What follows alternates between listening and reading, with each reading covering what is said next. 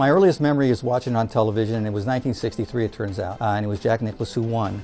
But Tony Lima, who was a local guy, I'm from the Bay Area, was coming out of nowhere to make a late challenge, and he birdied 18. He made like a 20-footer. And I remember my parents just getting so excited when he made it because he danced around, he was charismatic, and it was just really a memorable celebration. The only things we watched on television were, the NFL games, the Indianapolis 500. So if it was on TV and it was a sports event, you knew it was a big deal. For the golf tournament to be that big, it kind of spoke to golf being important, and it made me, pay more attention to golf, definitely, and probably want to be a golfer a little bit more.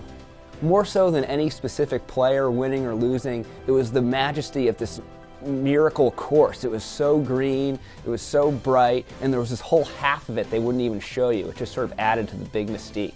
2003 Mike Weir, being Canadian and him, outlasting Len Matisse there on the 10th hole, and I think for at least a week anyways, he was a Canadian icon above Wayne Gretzky, which isn't easy to do. I think I was in college. It was the one where DeMarco and Tiger were going at it, and then Tiger made that chip on 16.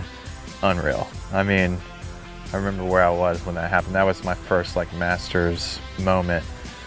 In 1996, the famous Greg Norman collapse. I was just getting into golf. I liked Greg Norman. He was, the flashy #1 player, at least the biggest star at the time. And the first 3 days were really fun to watch, but the last day not so much.